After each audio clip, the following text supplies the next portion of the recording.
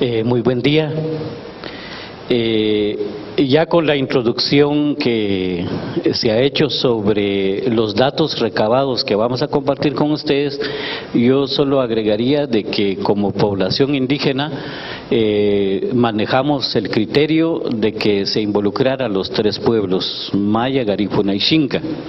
En ese sentido, pues los 11 departamentos que fueron visitados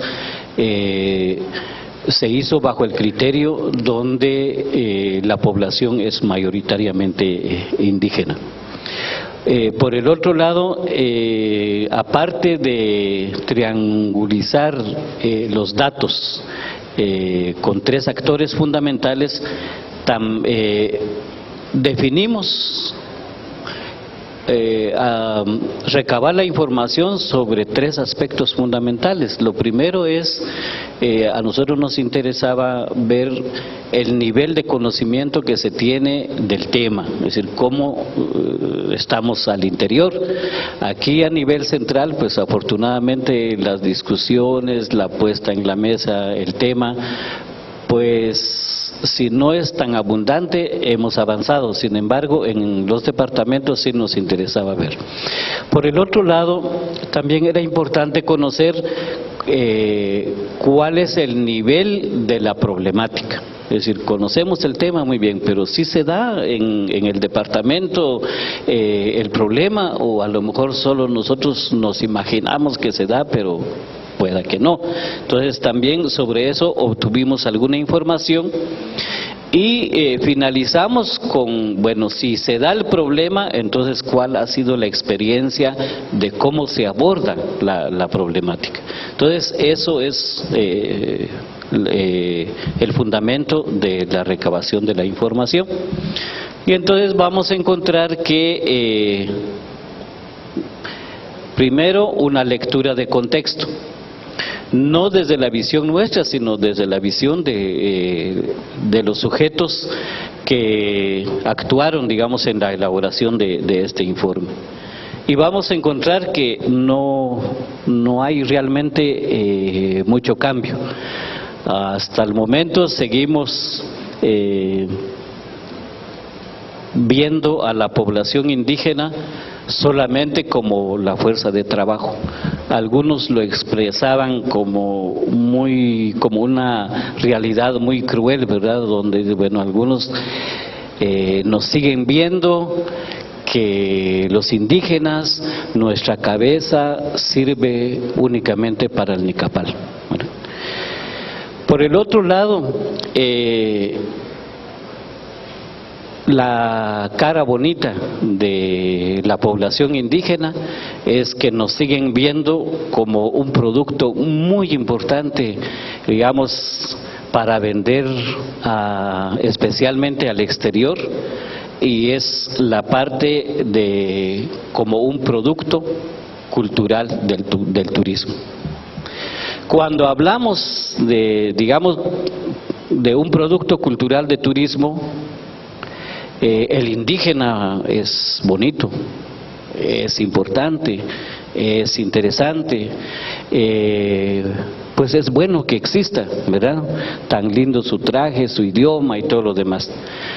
Pero cuando ya empezamos a abordar los problemas que afronta, cuando empieza a reclamar derechos, ahí sí ya no, ¿verdad? Entonces ya, y lo vamos a ver ya posteriormente cuál es la reacción cuando la demanda es distinta. Por el otro lado, es muy desafortunado, pero hay que decirlo, ¿verdad? Decir, los resabios de la colonización hoy en día persisten, ¿verdad? Desde la familia, desde la sociedad, desde las instituciones, y entonces resulta que para los indígenas es parte de la vida cotidiana la descolonización, es decir, su lucha frente a los resabios de la colonia. Y esto expresado en todas las dimensiones de su vida, es decir, empezando con la institucionalidad de los pueblos indígenas, empezando con sus autoridades, y por el otro lado su visión filosófica de la vida, pues no solo es desvalorizada, sino desafortunadamente en el año pasado específicamente fue seriamente cuestionada y fue seriamente señalizada. Por el otro lado, también parte del contexto es el tema de la explotación y el despojo que hay de las tierras y de los recursos naturales, orientado pues fundamentalmente de forma institucionalizada hacia la implementación de modelos de desarrollo contrarias realmente a la vida de las comunidades. La Universidad Rafael Landívar ha hecho una serie de publicaciones sobre el tema del despojo, sobre el tema tierra, y ellos han clasificado al menos unas 7 modalidades de despojo que ha habido en el recorrido de la historia de los pueblos indígenas. Y casualmente, por suerte o por milagro, las 7 modalidades se sigue implementando en el 2018. Por el otro lado tenemos el tema de la criminalización de las luchas sociales. Lógicamente aquí la interpretación nuestra pues obedece al reclamo de derechos que han sido violentados por parte del Estado. Sin embargo, digamos, en la lógica del conflicto del cual todavía no salimos, aunque muchos de nosotros creemos que estamos en tiempos de paz, la realidad nos dice otra cosa, ¿verdad? Entonces, como no hemos salido de esa lógica, nos encontramos que muchas veces las respuestas frente a este reclamo naturalmente es la intervención de los cuerpos de seguridad, en este caso el Ministerio de la Defensa y la Policía Nacional Civil, al extremo de que se ha recuperado territorio de parte del Ministerio de la Defensa, y vamos en muchos de los lugares que fuimos a visitar, pues ya no es solamente una presencia ambulatoria, sino ya se establecieron nuevamente los destacamentos, ¿verdad? Y probablemente algunas zonas militares. Habría que hacer el recuento para ver cuántos elementos hay. Pero ese es el contexto en el cual, digamos, se desarrolla el pueblo indígena. Aparte de eso, pues hay algunos problemas que se extienden en el proceso histórico de los pueblos, y es precisamente lo que vemos en las áreas que visitamos, el incremento de los índices de pobreza, de los cuales también hay un alto nivel de conciencia de parte de la población. También hacen mención de las deficiencias que hay en los servicios públicos. Por el otro lado, digamos, la contaminación ambiental, así lo dicen ellos, y de las fuentes de agua, especialmente las de consumo, pero aquí no es solamente el consumo humano, sino también para los animales. Y ahí hacían ellos énfasis en 2 aspectos fundamentales. Como cosa, digamos, novedosa, los efectos, hacen un recuento de los efectos, pero no les preocupa mucho los efectos, o por lo menos dicen ellos, bueno, eso se puede resolver, sino fundamentalmente las causas de estas decisiones, y eso sí les preocupa mucho más, pues no solamente el daño que les ocasiona físicamente, sino la preocupación que les genera. Muchos de ellos dicen, bueno, a veces no logra uno conciliar el sueño pensando en cómo podemos resolver ese problema. Entonces ahí hay una gran preocupación. Luego tenemos como otro de los problemas generales que ellos visualizan es la institucionalidad de la paz está en riesgo. Es decir, nuevamente se repite que de repente para algunos, digamos, la paz todavía no es una realidad a nivel de la localidad.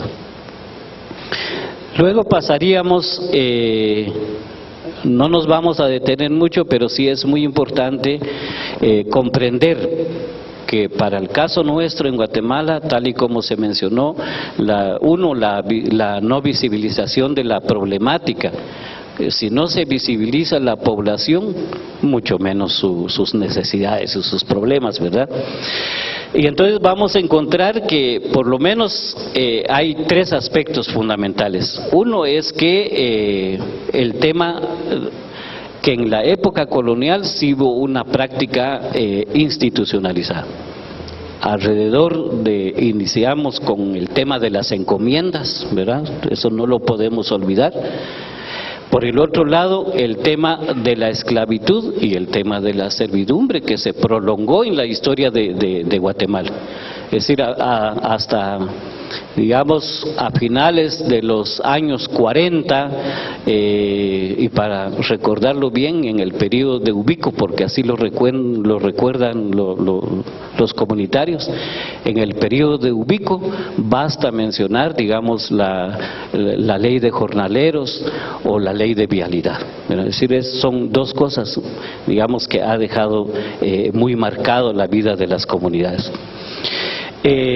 Por el otro lado tenemos lo que es la represión institucional.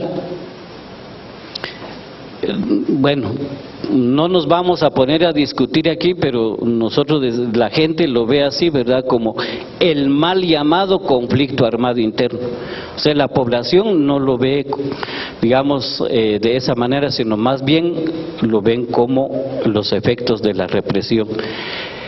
Esa represión conllevó a muchas situaciones, ¿verdad? Es decir, desde las adopciones ilegales que hay, y hoy tenemos hermanos nuestros casi en todo el mundo, en algunos países tal vez más con más presencia en Europa, por ejemplo, y por el otro lado el tema del desplazamiento. Se manejan algunos números con relación al desplazamiento interno, con relación al refugio, luego nuevamente el retorno, pero según la población esos números todavía queda corto en la realidad. Ellos piensan que realmente han sido afectados la comunidad en su conjunto, no solamente a nivel de familias. Y por el otro lado, digamos, el tema de la firma de los acuerdos de paz. Es decir, estamos en una etapa histórica que es posterior a la firma de la paz. Sin embargo, a pesar de ello, digamos, ellos señalan el incremento de los índices de pobreza, señalan el tema de la marginación, el tema de la exclusión. Ellos nos ilustraban a nosotros cómo evidentemente el Estado, a pesar que estamos en el 2018, aún no llega a muchas comunidades. Hay muchas instituciones de las cuales estamos representados aquí, pues si mucho hemos llegado al departamento, a la cabecera departamental, todavía no llegamos a los municipios ni a las aldeas. Y habemos instituciones que si existimos solo aquí en la capital, todavía no llegamos a los departamentos. Entonces es increíble, ¿verdad? Es decir, con los años que llevamos de estar ensayando la construcción de este Estado que tenemos actualmente, y aún así no llegamos todavía a la población. Ahora vamos a ver algunos de los factores que exponen a los pueblos indígenas a la trata de personas. Precisamente lo que decíamos, que esa falta de presencia del Estado, lo que hace a que no se tenga acceso a los servicios y hace a que haya ese distanciamiento entre la población del área rural y especialmente la población indígena y el Estado. Si hay una institución del cual no se tiene ningún beneficio, pues lógicamente no tienen ninguna razón de pensar que hay una relación, es decir, hay en este caso un distanciamiento. Por el otro lado, digamos, también vamos a encontrar factores de carácter económico. Señalan que los programas de gobierno, los proyectos que existen, hasta el momento no se ha visto que sea para mejorar la condición económica de la población, sino más bien es contraria a los esfuerzos que han venido desarrollando. Es impresionante cómo nos mencionaban, por ejemplo, que en algún momento de la vida productiva de las comunidades empezaron, con el apoyo de algunas entidades privadas de desarrollo, buscar alternativas de producción. Pero de repente comenzamos el año 2000 y volvemos nuevamente a regalarles abono, ¿verdad? Y entonces volvemos, lo que se ha construido en 30, 20 o 10 años por parte de ellos, lo echamos a perder en 2 o 3 años, y entonces ahora pues ya se acostumbró nuevamente la población a exigir que se reparte el abono en vez de, de implementar modelos productivos. Entonces, o por ejemplo el tema de la diversificación de cultivos o la regionalización de la producción, cómo a través de la implementación de los monocultivos borramos todo ese esfuerzo y entonces nos concentramos hacia otras formas de producción.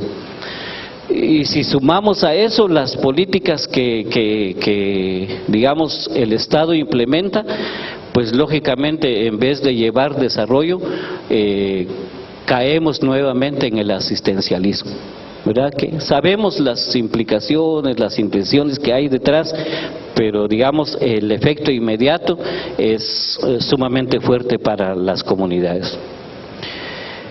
Por el otro lado, digamos, tenemos la escasez de oportunidades. Políticamente no existe participación en los niveles de toma de decisión de las poblaciones indígenas.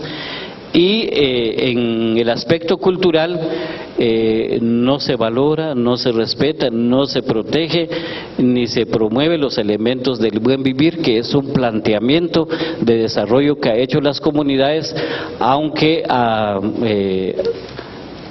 para, digamos, Guatemala, algunas comunidades lo plantean más como la útil existencia.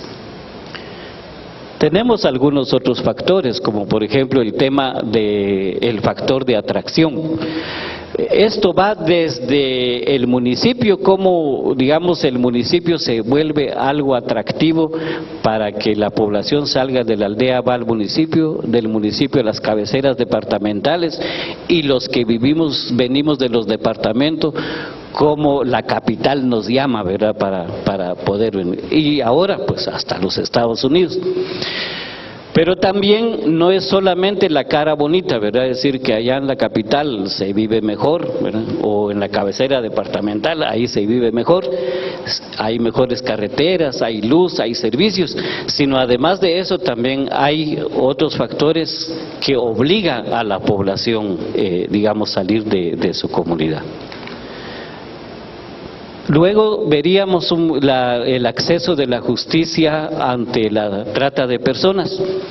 Y aquí, digamos, lógicamente lo que vimos son desde las dos perspectivas. Por un lado, digamos, el acceso hacia la institución oficial, es decir, el sector justicia oficial, pero por el otro lado, el acceso a la justicia desde las instituciones propias de las comunidades, de los pueblos indígenas. Y aquí el reclamo sigue siendo, digamos, las tres cosas básicas, ¿va? Es decir, que los servicios públicos sean brindados por personas de la misma comunidad lingüística, es decir, que sea nuestra misma gente, dicen ellos.